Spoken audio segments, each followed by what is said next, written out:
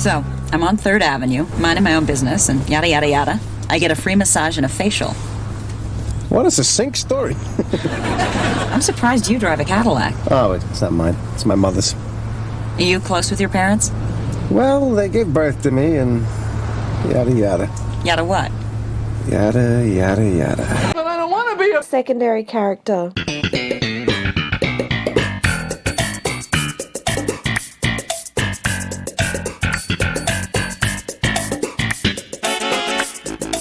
Hello, buddy. Hey. Welcome to another episode of But I Don't Want to Be a Secondary Character. My name is Ivan. And I'm Stephen. And this week we're going to talk about some secondary characters, yada, yada, yada. We're going to finish the podcast. And Yeah. It's as simple as that. It's over now. It We is. just yada-yada'd our way through the whole podcast. That's it. Quickest podcast in podcast history. Absolutely. And if you haven't figured it out, we are talking about the yada yada from season 8, episode 19 of that season. And Stephen, I'm going to say it right now, one of my favourite episodes we've done so far. Yeah, it's a really, really good episode. Yeah. Really classic. Lots of classic lines. Anti-dentite, yada yada, of course. Mm-hmm. Lots of secondaries, lots of moving parts. It all really works well. It feels like the standard of season 5 and 6, but season 8. Yeah. It is a bit wacky. It does have the season 8 kind of vibe, but it does call back, for me personally, to the minutiae and just the really, really dialed in script and focus of season 4, 5, and 6. And one of my favourite parts of the episode, that Jerry, he is on fire with the one-liners and Yeah. the zingers, isn't he? Yes. He's got something, he's got everything in his thing. Yeah, Whatever you even call when it. he's getting a hard time from Whatley, is like, is that why we have to wait for appointments? Yeah. Even when he's being called out, Yeah. Incorrectly, but, even when he's on the receiving end of criticism, he Yeah. still has to get the boot in. He has the zingers all the zingers in his arsenal. Yeah, well, it's crazy. Yeah. Mm-hmm. If you want to send us some zingers our way, you can email us bidwabastpodcast@gmail.com. You can say hello on Twitter, Instagram, Facebook, and Reddit. You can listen to all of our previous episodes on your podcast app of choice. And if you want to rate us or review us, that would be fantastic. It really helps us with visibility and spreading the word about the podcast. And you can support us financially too. Indeed. And if you want to help people convert to the podcast for the jokes, and if they're keen on giving us money, for finances to help run the operating costs of the podcast, because there are a few, patreon.com/bidwabask, BIDWBASC. We also have a PayPal account, so go into the show notes and check that out for any one-off donations you want to give us. That's right. We also run the biggest Seinfeld community on the internet. It's called Seinfeldisms. It's a Facebook group. We're sort of hovering at about 102,500 members, because about a month and a half ago, Facebook seemingly changed their algorithm. So we're not getting as many new members. It's not growing as rapidly as it was. The new members seem to be replacing the people that we kick out for being jerks. So Exactly. we're kind of just treading water at the moment. Still, we're by far the biggest group on Facebook for Seinfeld, and as far as I can tell, as far as my research takes me, the biggest Seinfeld community cohesively online. So check it out, Seinfeldisms. Indeed. Anyway, speaking of Seinfeldisms, as we normally do to kick off the show, what's happened in your real world, or in real life in your world, that's related to Seinfeld? Well, this one happened, I've just moved into a new apartment about 5 or 6 weeks ago, and this one happened, but I only really clocked that it was a Seinfeldism through the week. Across the road, we're on the first level, and directly across the road on, I think, level 2, so we're sort of looking up from our balcony, there's a woman who constantly does yoga in her underwear. And sometimes she's nude. So, obviously, that's... Nice. I can't even remember the episode. We did it recently. The contest. The contest, We of course. re-gifted the contest. That's right. Yeah, our second edition. Yeah, that's right. Yeah, so a pretty salacious but good Seinfeldism. Yes. Yeah, maybe I was so enthralled with the fact that there's a semi-naked woman doing yoga that I didn't even clock it was a Seinfeldism. But this week it occurred to me, I thought, hang on, this happens in Seinfeld. Did you have your neighbour coming in, sitting on the windowsill watching, and then you don't see them for 10 minutes? No. We've gotten to know our neighbours, but they haven't come over to watch the woman, who seemingly doesn't really care. I mean, she would be aware that it's not like we're sitting out there, at a certain time of day waiting for her. It's always just I think I've seen her maybe 2 or 3 times. Sure. And it's always just been, when I'm out on the balcony, I usually stand out there in the morning, while having my cup of coffee, enjoying the start of the day. Yeah. And then she'll turn up, and it's not like I don't linger, and hang around and stare at her. It's always just ships sort of passing in the night, so to speak. Yes. But it's happened frequent enough, and she would know that people are at least catching glimpses of her, and she doesn't seem to care. She knows she looks good. Well, she's got the typical yoga instructor body, very fit, very lean, very athletic. Sure. So maybe it's just she's like, well, I'm hot and I look great, so I'm just gonna let people look. like. Good. I wish I had that same body and mentality. Yeah. That'd be fab. Good on her. I'd probably get complaints from the neighbours if I did that on my balcony. Yeah. Get the police coming in probably. Yeah. Yes. Put it away. That's right. No Seinfeldisms for me this week, unfortunately. Again, third week in a row. Yeah, I guess because it's close to Christmas time, or Thanksgiving for our North American listeners as well. You know, it's been pretty quiet, I suppose. Yeah. Yeah. Yeah, the first week or two after the lockdown ended here in Melbourne, it was so exciting. But now it's almost back to normal. You're just like, oh yeah, what pandemic? Yeah, exactly. Well, Obviously, that's speaking for us here in Australia. Our listeners in Europe and America are going through a pretty tough time at the moment with, record COVID cases and hospital admissions and all sorts of things. So if you are one of those listeners, our hearts are with you. Yeah. But, we've come through one of the world's, maybe still the world's longest lockdown in terms of consecutive days. And it was brutal. Oh, yeah. And it felt like the end was never in sight, but the end came. And it's quite nice. So the same will happen to you. It will, absolutely. Anyway, Seinfeld news, mate. How many articles do you have this week? 2. Starting off with another passing. Not... my God. Yeah, so not Seinfeld alumni per se, but an unseen character. A legendary mayor of New York, the first black mayor, David Dinkins, passed away. Yes, that's right. Yeah, he passed away at the age of... He was in his 90s. 93. 93, yeah. He was an old guy. Yes, he's most famous for being mentioned in the Non Fat Yoghurt episode. Yeah, so the first version, I can't remember the actor's name, but the first version of Lloyd Braun worked for him. And Dinkin was actually leading the mayoral race in that episode. But when... Giuliani. So Giuliani's his opposition. And Giuliani doesn't look like he's going to win. But when Braun suggests the name tags via Elaine, it sort of humiliates Dinkins and, he loses the race. Yeah. So, Elaine is responsible for the downfall of Dinkins. Of Dinkins, yeah. Interesting. I'm sure you know this, but in the Non Fat Yoghurt, they did 2 versions of it. So they did one if Dinkins won the election in real life, and if Giuliani won in real life, they were going to swap the characters over. Yeah. So that worked out. Yeah, that's right. So just a few of the, I guess, more notable achievements and policies that Dinkins enacted whilst he was mayor. He expanded the affordable housing to combat homelessness in New York, which really, really helped drive down those numbers. He pushed for measures to tackle the HIV and AIDS crisis that was unfolding in the 80s and wasn't really being addressed at a national level. Yeah, sure. New York and San Francisco were like the epicenters of that crisis. So he really sort of targeted it because it mattered so much, not just for the community, but, on a national level as well.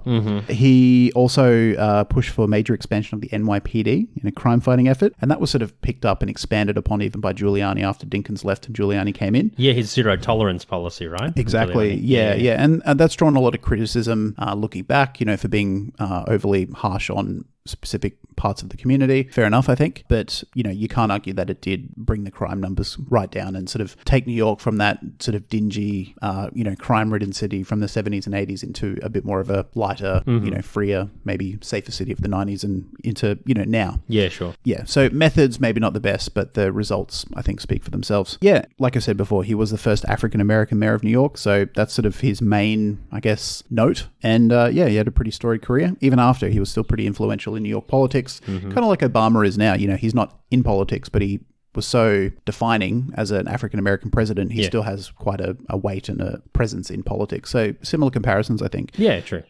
So if you want to read more about Dinkins and his achievements, just read the Wikipedia. That's where I've gotten all this information from. It's a good long read. So check it out. Oh, for sure. I might check that out too. Yeah. Yeah, cool. The second bit of news I have is that not really, again, a Seinfeld specific related piece of news, but I was just perusing the news through the week, and Australia's in a bit of, I guess, economic strife, you'd say, with China at the moment. Oh, yeah. Pretty bad. For various reasons. Uh-huh. And China's copying a lot of shit from Australia and from other Western countries about their what is perceived as being bullying tactics. Yeah. Economically, diplomatically, etc.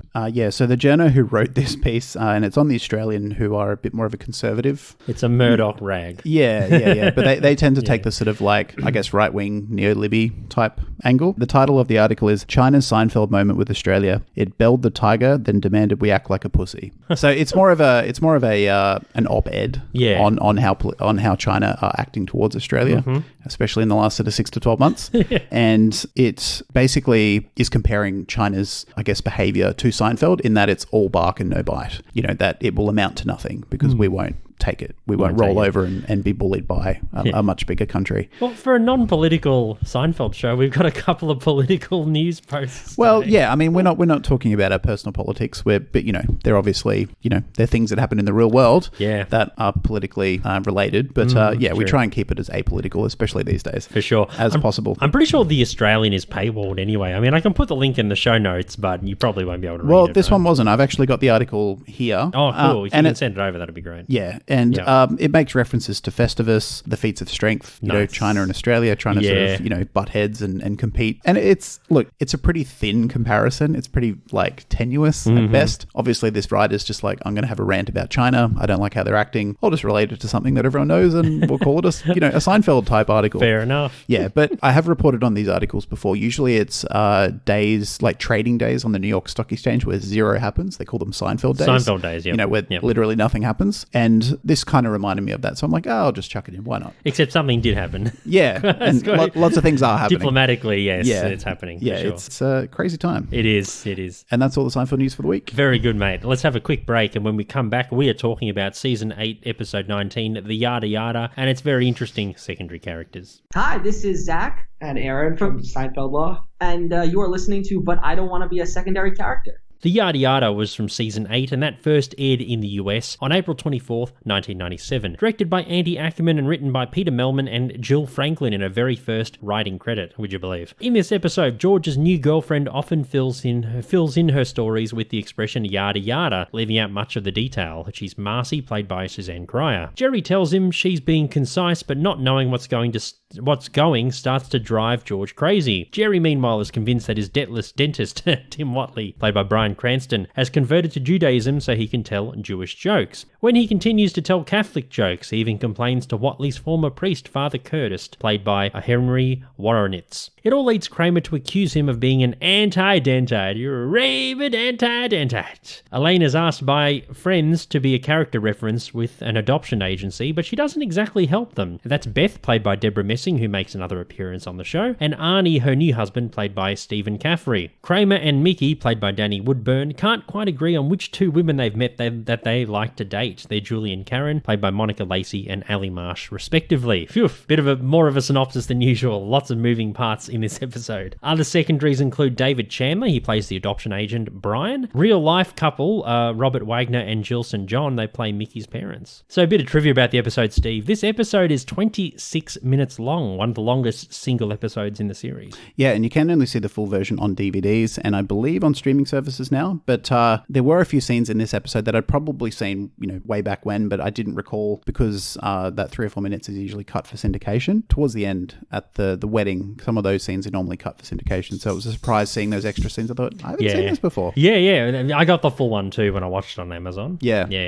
No, it's good. Yeah, it was. One of the writers who you mentioned before, Jill Franklin, this being her first writing credit, and her only writing credit for Seinfeld as far as I know, she was actually thrown a bone by, I believe, Peter Melman. They were mates in real life. And Jill had just moved to LA. She was trying to be a writer. She knew Peter. Peter was working on Seinfeld. And Peter's like, hey, why don't you chip in on this Seinfeld episode and you can get a writing credit and that'll be a good kickstart for your career. So, wow. Yeah, pretty cool. Most writers would, have to be really experienced or kill or both to be on Seinfeld. Of course. And Peter just got the door open for her. Yeah, Peter's just like, come on in. I mean, you always see writers credited, and I don't know what the actual qualification is. Maybe you just need to write a certain percentage of the show or a certain percentage of the script. Because, the scripts aren't just written by Peter Melman and Jill Franklin. It's probably written by 10 or 20. But to be credited officially, you have to write like a certain percentage. Yeah, or you might have to come up with the main story and elaborate on it. Yeah, it's not just, it's not literal. No, but it's not. Jill obviously made a major contribution to this episode and threw enough in to be officially credited. So not a bad start to an official writing career in LA. Well, not so bad because they were both nominated for an Emmy for outstanding writing for a comedy. So there you go. That's right. Didn't win, but to be nominated, pretty good. Incredible. Yeah. Another bit of trivia I have is that, again, Peter Melman, the main writer for the episode, was inspired by Jerry's storyline when an old friend of his made a Jewish joke. Melman, being a Jew himself, felt momentarily offended, but then remembered that his friend had converted to Judaism 20 years before. Oh, okay. Yeah, and then that got him thinking, maybe his friend converted to Judaism just for the jokes. Bit of a long game if that was the case. I think so. Yeah. Jeez, yeah. But I mean, people, I've never heard of anyone in history converting to a religion just for the jokes. Oh,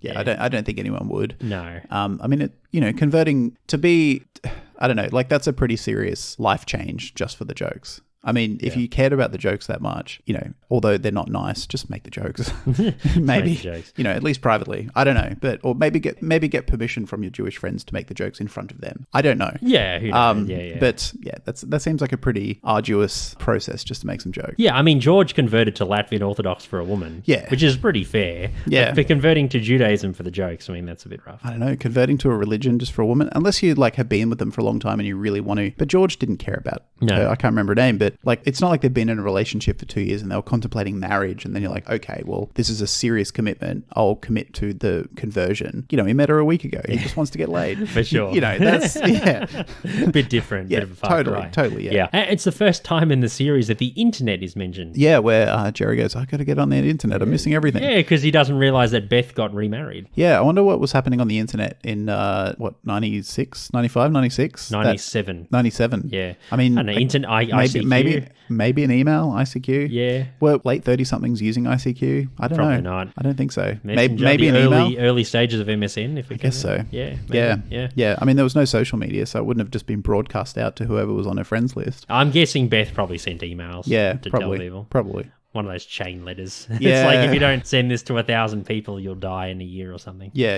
And By the way, I'm getting remarried. It's always Yeah. like 13 different fonts and 8 different bright colors. Yeah. Those are the days. Yeah. They were, Simpler foundations. times. They were the establishments for our young lives. I think so. They Yeah. were. Anyway, shall we talk about some secondary characters? Sounds good. Let's talk about that kleptomaniac, Marcy. She's played by Suzanne Cryer. She's appeared in the TV shows Two Guys, a Girl and a Pizza Place and Silicon Valley, among others. Like I mentioned, Marcy is a kleptomaniac. I feel like because we see her in a lot of business attire, I feel like she could be like a lawyer or a businesswoman, or she works in corporate somewhere. So it's not like she can't afford things. She can afford stuff, but she just likes the art of stealing. She just loves stealing shit. Yeah, I think it's just the thrill. Yeah, because a lot of people do. Yeah, it was like Winona Ryder even in the 90s. Yeah, she's like a rich, actress, and she kept stealing shit. Yeah, most people do it either by compulsion or for the rush or both. Yeah. It's a form of control. Control, and especially for the rush, because, I mean, if you know that you can afford anything you want, and, you don't want, you have things given to you, sometimes or whatever, you might be like, oh, I'd rather just take stuff, it just feels good. Yeah, I mean, no one wants to have unending hardship, but,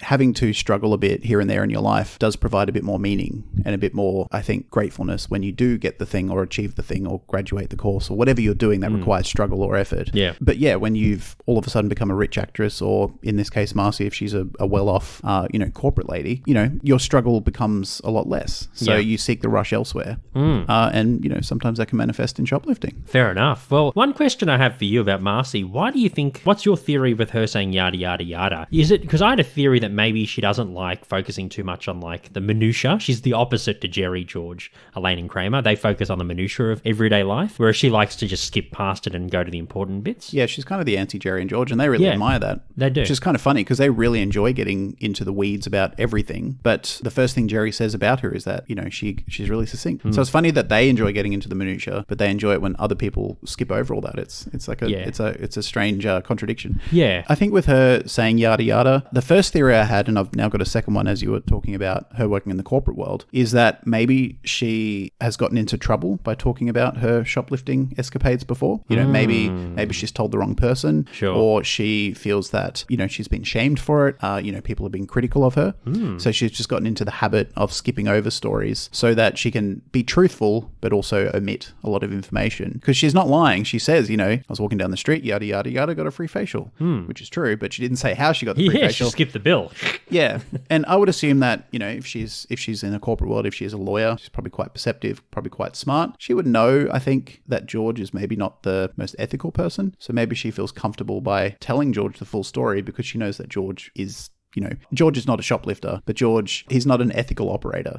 So she would feel like George is more like her in some way, in that, he's willing to break rules and do the wrong thing to get what he needs, get what he wants. So maybe that's why she opened up to him. George encouraged her, but I think that if George was more like, say, Kramer, Kramer's not perfect, but he's a lot more ethical. He's a lot more normal. I don't think that she would have opened up as easily, even with encouragement, because she would have felt like, well, we're still too different. So I think her, yada yada is almost like a protection mechanism to sort of reduce or even eliminate any chance of being shamed. Like, oh my God, you shoplift? Why would you do that? You don't need to. That's the wrong thing to do. Blah, blah, blah. So she can be truthful, but she can also continue to shoplift. The second theory I had, just quickly, was that, maybe it's just a habit she's picked up by being a lawyer. Lawyers are expected to communicate complex ideas like legal jargon, especially to juries. They can't speak legalese to juries because for them it would be another language. So they have to distill complex legal theories and situations into simple, digestible truths. So maybe that mode of communication in the courtroom has sort of just transferred to her everyday life, and it's just become normal for her. Yeah. They're the two things that come to mind. What about you? Well, a third theory that I had as we were talking, or as you were talking, is maybe she says yada yada yada to hide her indiscretions. Yeah. Because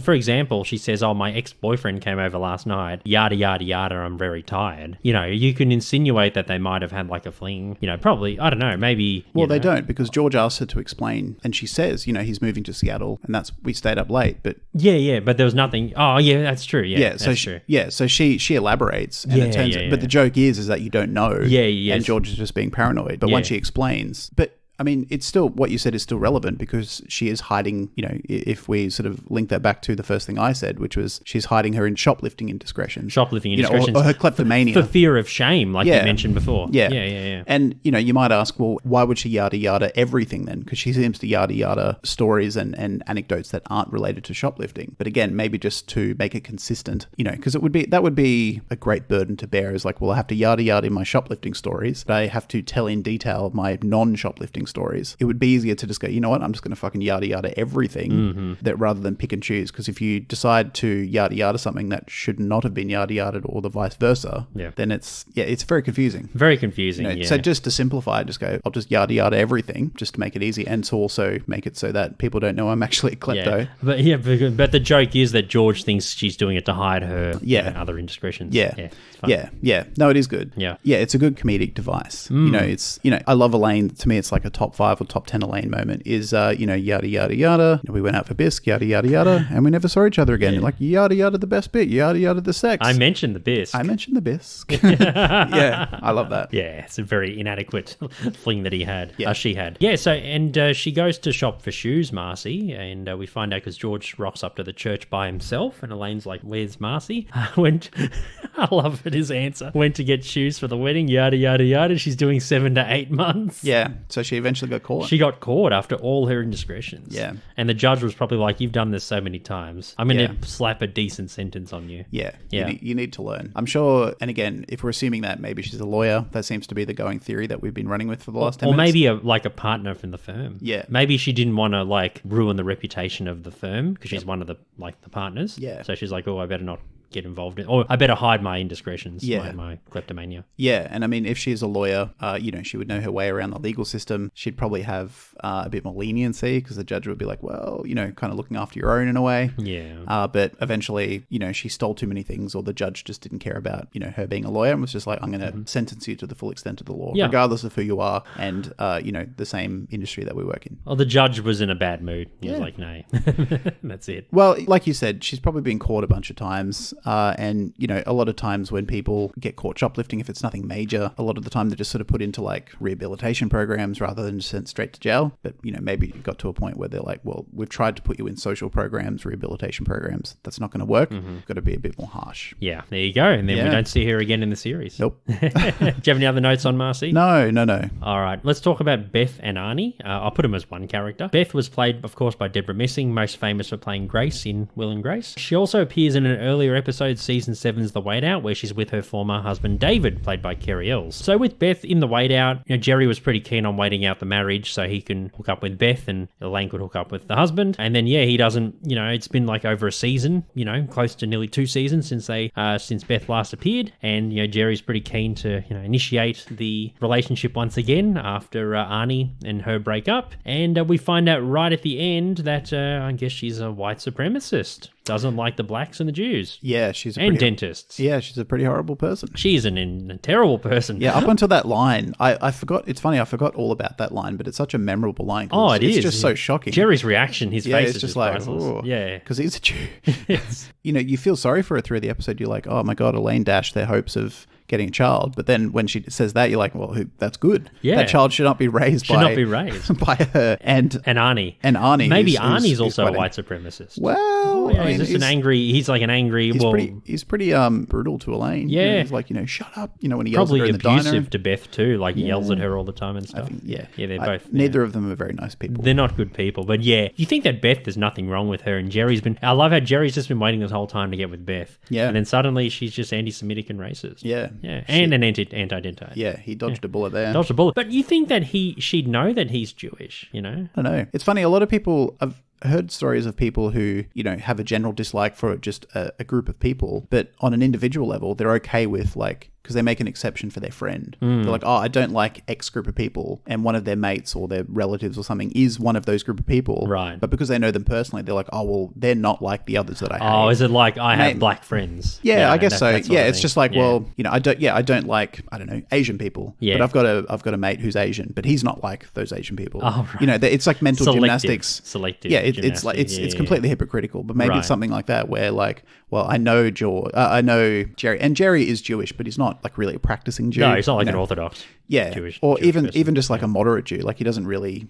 bring it out, or he doesn't practice any of even the standard stuff like Shabbat or anything on Friday nights or anything like that. So, maybe she's like, well, he is Jewish technically, but he's not like, doesn't take up much of his life. Yeah. I don't know. Or maybe she just doesn't know. Yeah. Who knows? Maybe she's so consumed by her own hatred, she's not even aware that people in her life are part of the groups that she obviously doesn't like. I feel like she's probably grown up in maybe the South, Beth. I mean, if we go from that, and maybe maybe like a place where they don't, it's very intolerant to other races and I mean, stuff, the stereotype is that, in the South of America, and if you are, we're not saying that we're not saying you directly, but no.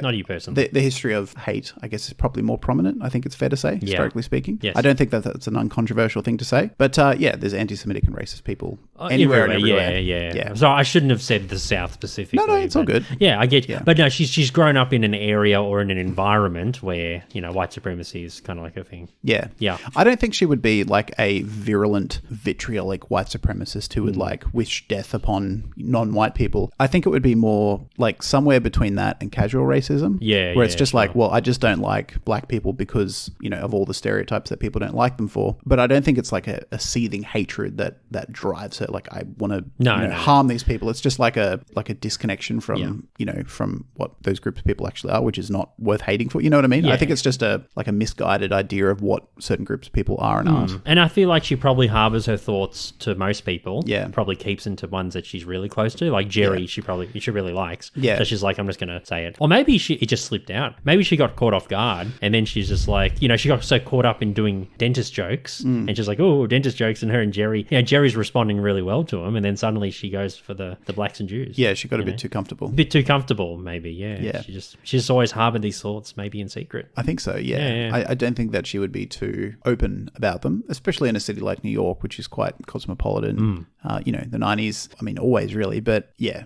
I don't think it's a vitriolic hatred, like I hate these people. It's just more of a casual, disconnected, well, I don't like them because of reasons that my parents told me, which aren't actually true. Which aren't true, no. But she's just had no exposure. I think she is racist, don't get me wrong, but I think it's more of an ignorant racism than a hatred racism. Yeah.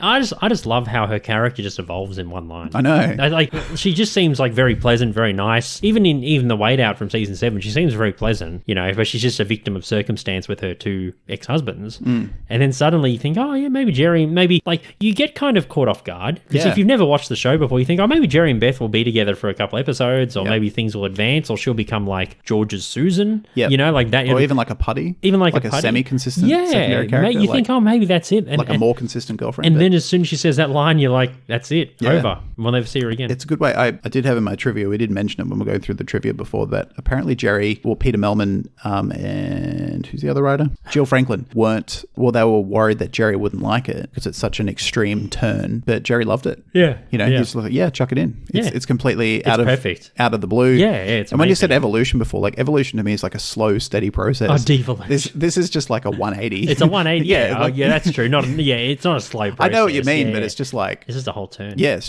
where the hell did that come from? And then, like, as soon as she says that line, you know she's never going to be in the show. yeah, It's like, that's she's it. done. She's done. Maybe Deborah Messick was like, look, I don't know, I guess Will and Grace would was have came starting out up around I this think, time. I think around 98, maybe. Yeah, I don't know. And I mean, Deborah Messing, I think, was starting to become more established anyway. Yeah, she was in aside like a from Will and couple of Grace. films and stuff too. Yeah. So maybe she's like, you know what, I can't be a more consistent character. Just write me an awesome, well, not an awesome, but a memorable send-off. And Peter and Jill were like, all right, well, we'll make her a racist anti-Semite. And then she becomes, then she goes on Will and Grace, and Yeah. she's famous for Grace. Yeah. There you go. Yeah. And Yeah, but what's her oyster? I would say probably the strangest secondary, well, in Seinfeld, the strangest character. You know, there's always moments where you're just like, oh my God, I didn't see that person doing that or saying that or being interested in that. But it's probably, for me personally, the most unexpected, what the fuck? Yeah, especially Where if did you've that never come watched from? the show. Yeah. Yeah. Yep. For any first timers who watch the Yada Yada will be like, oh shit. Yep. Especially when they've seen the wait out a season prior. Yeah. They're like, oh my God. Yeah.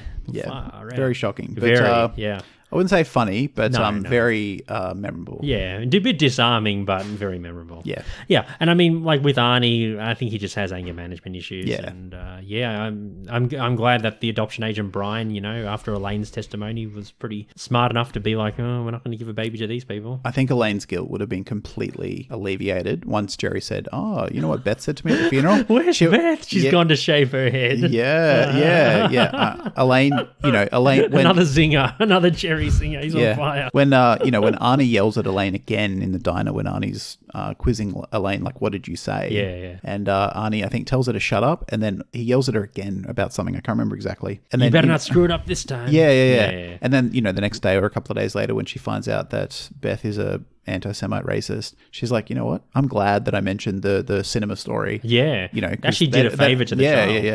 Yeah. So that would have been a nice vindicating moment of just like, oh my God, I feel horrible because I cost my friends a potential child, but now We realise fuck who 'em. they are, so Yeah. fuck them. Yeah. Good. Good work, Elaine. It's actually one of the only altruistic things she's done. Yeah, happy accident. Happy accident, yeah. Do you have anything else about Beth or Arnie? No, but it's the last time we do see both those characters, of course. Who are we talking about next? Why don't we talk about Father Curtis? Father Curtis, played by Henry Woronitz. He's known for primary colours and appearing in Star Trek Voyager and Star Trek The Next Generation. His character will appear again once more in Season 9's The Burning, which we did a while ago. I don't remember what he did in that episode. Neither do I. No, but he's there. Okay. Anyway, yes, he is Whatley's former priest before he converted to Judaism. And, you think that priests would be very uptight with Catholic jokes and stuff, but he's pretty into it. He loves the Catholic jokes. Yeah, look, I've met years and years and years ago, we had a family friend who was an Anglican priest. Sure. And, Anglicism is considered a tiny bit more. Anglican priests have a few more freedoms than Catholic priests. They're allowed to marry. I think they're allowed to have sex as long as it's just with their wife. It's more or less the same, but just a couple of little extra freedoms. And the Anglican priest that I knew, or that we knew, my family knew, unless he told you, you wouldn't know. He would swear, he would just, act like anyone else. Yeah. But when you find out he's a priest, you expect priests to be quite, like you said, uptight, quite almost boring, black and white, like very buttoned up. Yep. But he was just like, whatever. Free. Like he just didn't care. He drank. He was, he wasn't an alcoholic, but he didn't embody what you expected a priest to embody. Sure. So maybe, Father Curtis is just one of those people, like he takes his faith seriously, but he's not. I don't think he's as liberal or free as your family friend. No. He straddles that line between like buttoned up conservative and I think he loose, takes his faith seriously, but himself not so seriously. Yeah, he does. He can he respects his faith and obviously his profession as a priest, but he can also make fun of it. Which is probably a healthy thing. It's a good thing. If you can make fun of the stereotypes, maybe that's it. I think it helps you reinforce why you're part of that faith. Yeah. You can sort of point out the foibles and then it strengthens your resolve, maybe. I don't know. I feel like he probably does have a limit with jokes though. Oh, of course. But even when Jerry says the dentist and sadist joke, even Father Curtis isn't happy with it. Yeah. Probably because he respects Dr. Whatley. Because Whatley's done so much for him. And of course he's his former priest. So they do have kind of like a personal kind of connection. Yeah. I'm sure Whatley's confessed to him about things, and, you know, they've developed like a bond. So if some random guy who doesn't even follow your faith comes in and, you know, says that about Whatley or says the joke, but you know that, like, your dentist who was also one of your, you know, followers, you know, at your church, you know, and you know them really well, and they make a joke like that, and you think, well, Whatley's worked really hard to get where he is. Yep. You know, how dare you mock him? You know, he just kind of subtly, passive-aggressively says to Jerry, you know what, that's not funny or whatever, and just shuts the door. Yeah, he seems to have a soft spot for Whatley. Maybe he's a failed dentist. Maybe he tried to be a dentist and didn't get the grades, and he's like, I'll go be a priest. That's a bit of a reach, I think. But no, I feel like he's probably known Whatley for a long time. Yeah. And yeah, there's, you know, you just, when you confess to someone like a priest or whatever, you have that bond. He didn't just insult dentists, he insulted a friend. He insulted a friend, yeah, of course. Yeah, and a faithful former follower. Well, we know Whatley's a perv anyway. Yeah. You know, who knows what he did with Jerry and the nurse, you know, True. in that episode. But yeah, but no, Father Curtis is none the wiser. Maybe that's why Whatley, who we may as well talk about next, Yeah. maybe that's why he converted to Judaism, you know, to absolve himself. He's like, well, if I'm not a Catholic, I can't carry Catholic guilt. No, maybe, It's like, yeah. I'll just remove myself rather than trying to absolve it. Of course. You know, through attrition. Yeah. I'll just remove myself from the religion and there's no guilt. Yeah, we spoke about Whatley in our What's the Deal with Jerry's Enemies episode. Probably, I think it was our first year we did the podcast, 2017. We mentioned, I think you might have mentioned that he converted to Judaism possibly to start a new life again. He was probably sick of the hedonistic lifestyle, having sex with different women and being a bit of a perv and doing all those sort of things, and he wanted to kind of change his life around. Yeah, I think that would have been his motivation, but he still seems to be up to his old ways in that he's obviously not as pervy. Well, in this, at least what we see, he's not as pervy, but he's still sort of making a mockery of the religion. No, he's not. You know, so he's still, it's like Whatley under a different disguise in a way. Because we see in the next season that Whatley he's hosting a party, I think, or he's at a party with the Core Four, and he's just straight and narrow with Judaism. He doesn't make Jewish jokes. He's just like he says some Jewish lines and words and like shalom and stuff, but no, he's cool. He's not mocking it. Yeah. So he's probably, after all that time, he's kind of respected the religion. You know, maybe Jerry's words and maybe some other, you know, maybe his, you know, the rabbi who is at his temple. Or members of the synagogue. Yeah, we're like, hey, like, you know, even though you're a new member, you've got to treat it with respect. And they sort of straighten him out a bit. Yeah, because Jewish people have had a pretty rough history in the last century or so. Well, the last 3,000 years. 3,000 years. 5,000 years. 5,000 Whatever, years. even better. And even as recently as like, you know, World War II. So, you know, they've had it pretty rough. So I can see why there's probably some sensitivity with a lot of the community. And that probably explains why the rabbi probably talked Whatley down, saying, you know what, take it a bit easy with the jokes. Yeah. I can get it. Yeah. Well, I think that's, you know, that is a theory of why there's so many good Jewish comedians like Jerry Seinfeld, because they've had so much hardship over their history that humor is a form of dealing with that. And processing that and moving through that pain.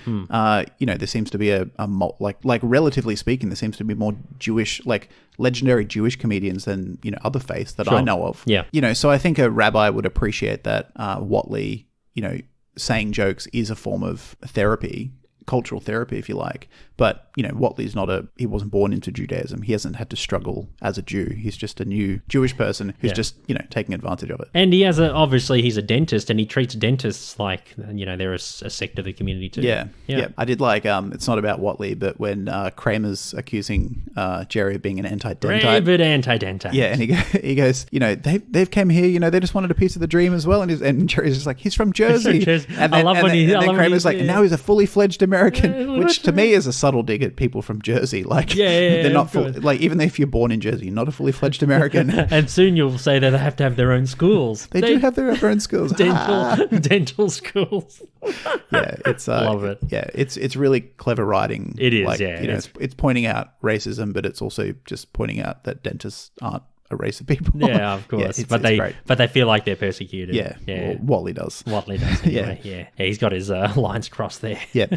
Another bit of trivia, actually. The Melbourne actually thought that anti-dentite would be the phrase that catches on. Obviously, it was yada yada. Yeah. And it was one of those things where they plan for something and then something else happens entirely. Mm-hmm. I mean, anti-dentite is still a pretty common phrase amongst Seinfeld, especially in Seinfeldisms. Yeah. But it hasn't sort of like escaped Seinfeld fandom into just the everyday world like yada yada has. Yeah. You know, yada yada's, you know, like shrinkage. It's, you know, even if you're not a Seinfeld fan, you would know that it's a Seinfeld reference. Yeah, sure. You know, no suit for you, yada yada, shrinkage. And yada yada. And yada Yada yada. Yeah. Yada yada. That's it. Anyway, but you can find out more about Bryan Cranston and his character, Dr. Tim Whatley, in our Jerry's Enemies episode. So go back through your feed. We talk about him in detail, and I think we went through we discovered something about Whatley and we just went with it. I think it was crazy. that he converted. He was a drug Judaism. addict or something. Yeah, he was a drug converted to addict, and he Judaism. was a bit of a player. Yeah. And he didn't like that sort of more shallow lifestyle, so he converted to Judaism to have a reset. Yeah, we went on a full-on I think thing.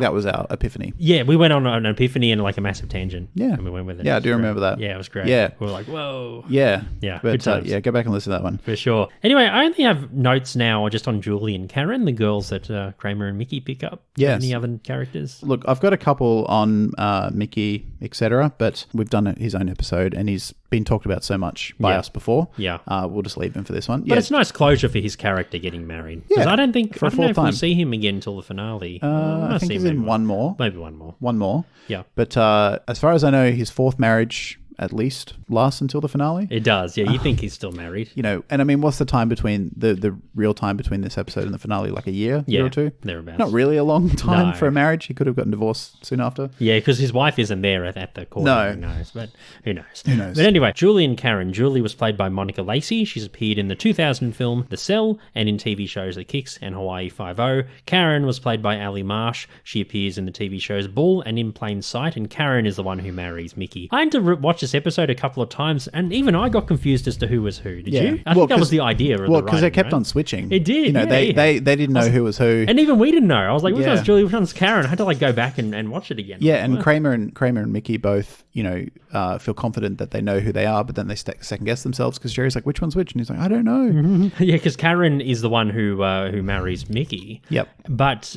we find out because Kramer's pretty keen on Karen until he goes to her apartment and then meets the parents, and the parents are dwarves. Little people. Little people. Yeah. Is it little people? No, that's Yeah. the correct term, little people. Yeah. Not dwarf. Yeah. That's right. Dwarfism, yeah, right. I think the term. dwarfism is the medical term. Yes. But the social term is little people. Little people, my mistake. Sorry That's right. for any little people out there. That's okay. Danny Woodburn, if you're listening. Sorry, mate. But yes, so they're little people. I feel like with Karen, at first, Karen was probably pretty keen on Mickey because he is a little person too. And he's like, well, they're like my parents, I have Yeah. respect for little people. I know what they're like. You can relate. And then she probably didn't appreciate Mickey's brash personality. After they got to know each other, she's probably like, oh, Mickey's a bit too abrasive for me. Yeah. I'd rather someone a bit, even though Kramer's wacky too. She's probably like, I'd rather probably Kramer. I like his Mickey style. fires up a lot more. Kramer can fire up and get a bit crazy, but Let's throw him down. Come on. But Mickey seems to just fire up over nothing. Yeah. He's always got something to prove. He's always just very, very on the edge. And I feel like Karen probably didn't appreciate it, but then she probably realized what hardships her parents went through and just probably like, what, out of respect for my parents, I feel like that they'll probably like Mickey more than Kramer because she really loves and adores her parents. And she's probably like, you know what, I'll put up with this guy. Yeah. Yeah. So you think she settled just to sort of make her parents happy? Well, not just that. I feel like she probably, because her parents are little people, she understands what they're going through. Right. And she probably, I don't know, it's probably other kinds of things. So it was as more well. of like an empathetic. Maybe. Okay.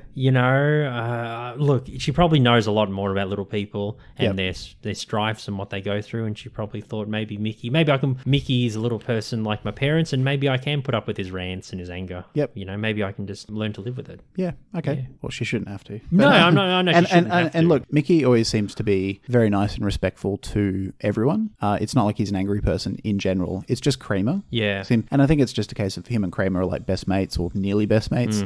And you can always push those things a bit more with your close friends. Yeah. Like Mickey's always very respectful and very nice towards everyone else. He's not disrespectful towards anyone in this episode, Karen, Julie. The only time I can remember him being disrespectful, 2 times actually, is in the stand-in. The guy who quizzes him about his his rises. his rival, his rises. his nemesis. Yeah, and he gets a bit, shirty with him, which is, there's just seems to be a bit of argy-bargy between Joey. them. Joey, that's Yeah, right. yeah, Yeah. And also when George, I think, calls him a dwarf or a midget. Yeah. And he's like, it's little people. It's little people. But that calms down very quickly because George is like, oh, I'm sorry. He realizes that he said the wrong thing and he apologizes, and then it's not a thing anymore. So I don't think Mickey would be abusive towards Karen, but in general, but it would still be something she'd have to manage. Yeah.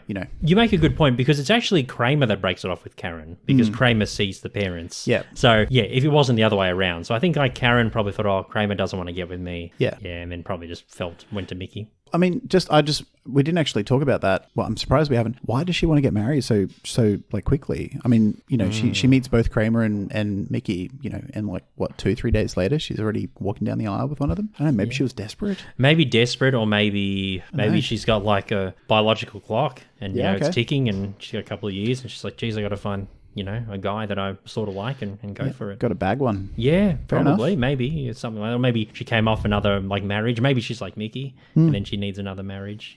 True. Yeah, that's my guess. I don't know. I thought, I mean, the fact that Mickey's been married 3 times prior, I think that would be quite a no, like a no goes a red flag. A red flag for some people. Like, be, why?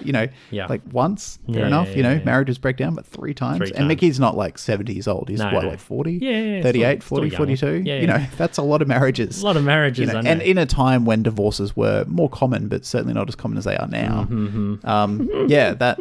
She must have either really seen something in Mickey or just been very, very, very keen to get married. Maybe. Because who knows? But Kramer and Mickey, they met Julie and Karen at the Gap. I feel like Julie and Karen are really close friends, like almost like sisters, but not related. Non-biological sisters. Yeah, they've been basically joined at the hip. Yep. Since probably they were kids. An old friend of mine from Brisbane would call those sort of friends non-sexual life partners. Yeah. Where they're just almost emotional, married. Emotional and physical, but not sexual. Yeah, it's platonic and emotional, and it is love, but it's not sexual or romantic love. Yeah, there you go. Yeah. Cool. Non-sexual life partners. Non-sexual life partner, and NSLP. NSLP. Nislp. And Nislp, yeah. And Julie, I think Julie and Karen weren't sure who to get with. They probably appreciated Kramer and Mickey's quirky characters. Yeah. Like, oh, these guys look interesting. Yeah. Maybe we'll go for a date. Yeah. Yeah. Yeah, I mean, they're interesting people by themselves. I mean, Kramer's got the Kavorka.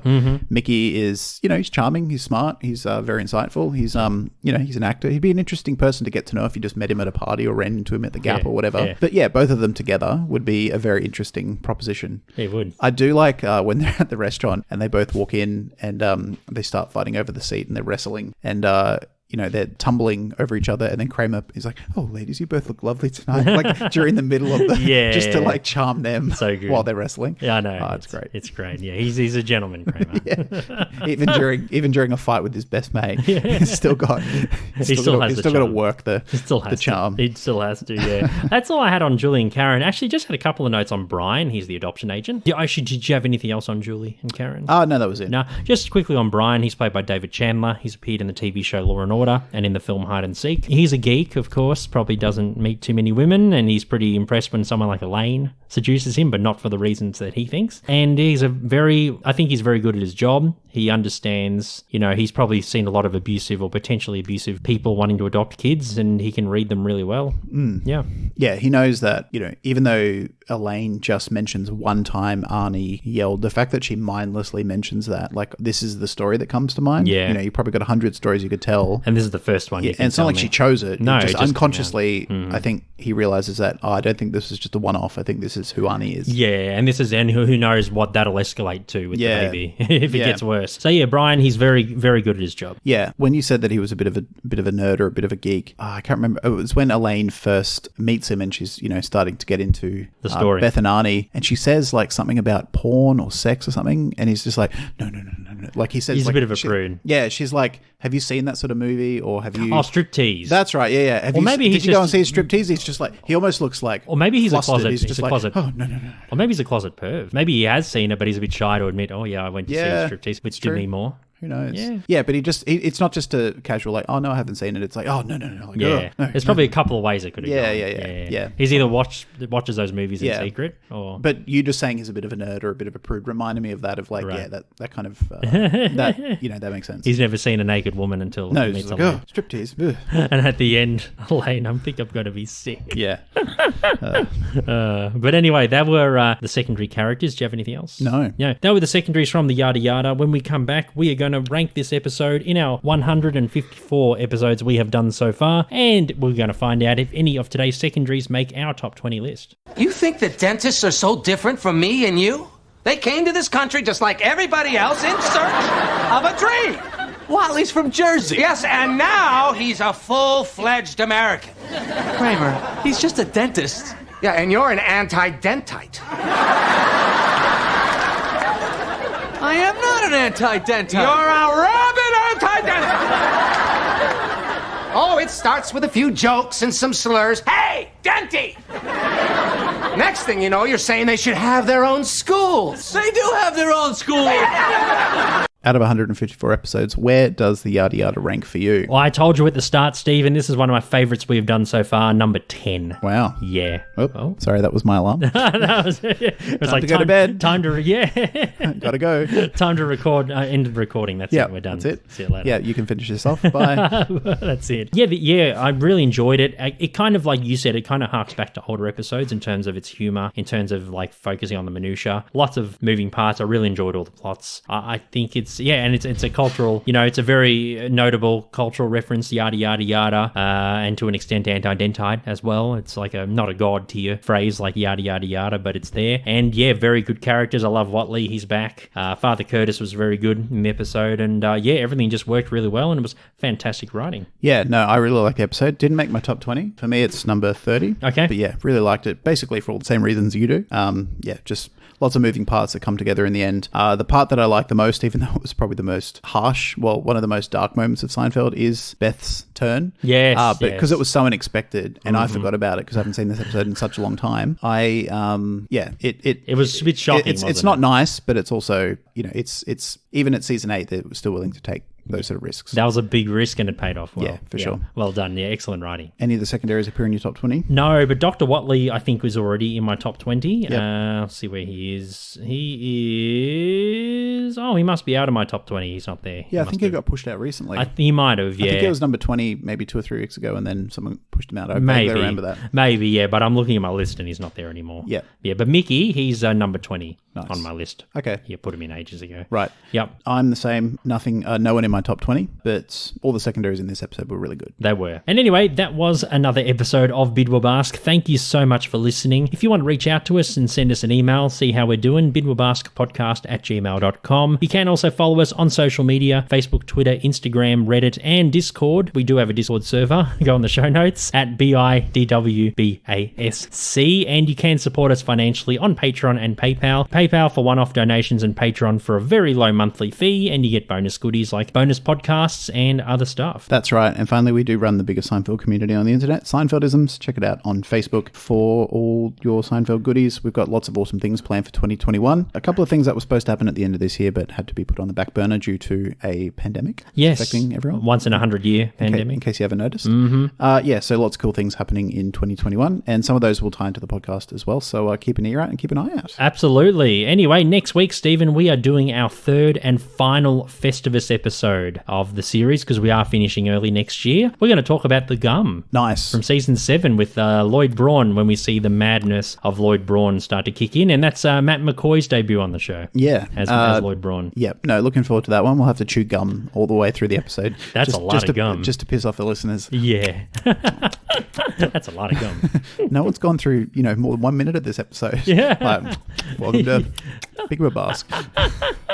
This is a perfectly sane food to eat. The hot dog. Yes. So because the gum, I saw that the gum is the last episode, set around Christmas that we haven't done yet. We've done everything else. We did the red dot last year, and then we did the strike the year before. This one's the last one. The gum. So, bittersweet. Bittersweet. Yes. Yes. Until then, I'm Stephen. I'm Ivan. And we'll catch you all next week for the gum. All right. Take care. See you later.